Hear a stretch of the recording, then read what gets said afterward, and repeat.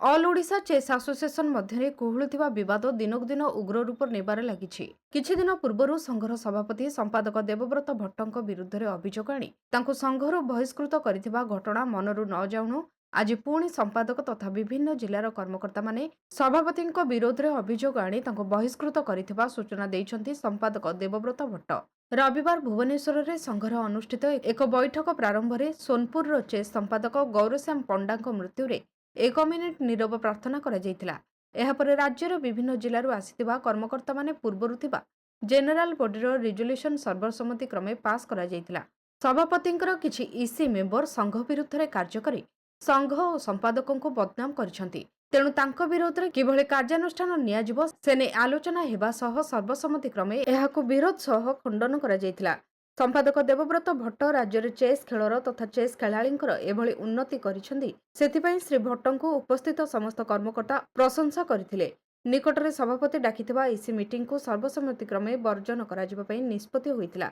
ସେହିଭଳି ଆସନ୍ତା 11 ତାରିଖରେ ସଭାପତି ଯେଉଁ ମିଟିଂ ଡାକିଛନ୍ତି ତାହାକୁ ଅସାମ୍ବିଧାନିକ କହି ସମସ୍ତ ସଦସ୍ୟ ବିରୋଧ କରିଥିଲେ। ସଭାପତିଙ୍କର ଏହିଭଳି ଅନ୍ତର୍ଘାତୀ କାର୍ଯ୍ୟ ପାଇଁ ତାଙ୍କୁ ସମାଲୋଚନା କରାଯିବା ସହ ତାଙ୍କ ବିରୋଧରେ ଅନାସ୍ଥା ପ୍ରସ୍ତାବ ଆଣି ସର୍ବସମ୍ମତିକ୍ରମେ ତାଙ୍କୁ ସଂଘରୁ ବାହାର କରିଦିଆଯାଇଥିଲା ଏବଂ ସର୍ବସମ୍ମତିକ୍ରମେ ଅନ୍ତରୀଣ ସଭାପତି ମନୋନୀତ କରାଯାଇଥିଲା। ଭଦ୍ରକ ଚେସ୍ ସଂଘର ସଭାପତି ଶୁଭେନ୍ଦୁ ରାୟ ମହାପାତ୍ରଙ୍କୁ ଅଲ୍ ଓଡ଼ିଶା ଚେସ୍ ଆସୋସିଏସନର ସଭାପତି ଭାବେ ସର୍ବସମ୍ମତିକ୍ରମେ ମନୋନୀତ କରାଯାଇଥିଲା ଏବଂ ସମସ୍ତେ ତାଙ୍କୁ ଶୁଭେଚ୍ଛା ଜଣାଇଥିଲେ। ଏହି ଅବସରରେ ନୂତନ ସଭାପତି ଶ୍ରୀ ରାୟ କହିଥିଲେ, ଚେସ୍ ସଂଘର ଅଟକି ଯାଇଥିବା ସମସ୍ତ କାର୍ଯ୍ୟକୁ ସମ୍ପାଦକଙ୍କ ମାଧ୍ୟମରେ ପୂରଣ କରାଯିବ।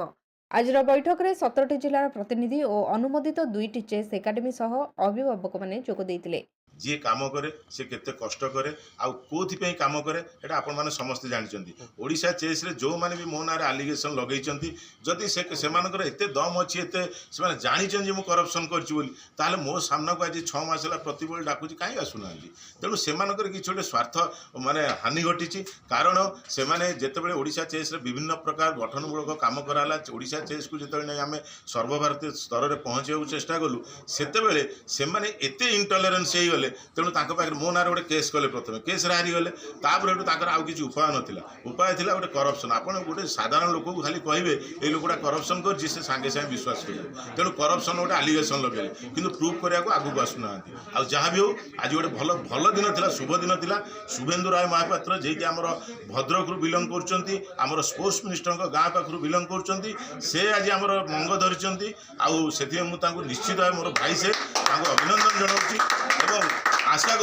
करी लीडरशिप रे जोड़ा सब बर्तमान आम तलू को खसी जाइचु सेटा निश्चित भाव आगू माने आम करके देखेबू। ओडिशा रे चेस रो विकास पाई नुहे सारा भारत वर्ष रे ओडिशा रे जदी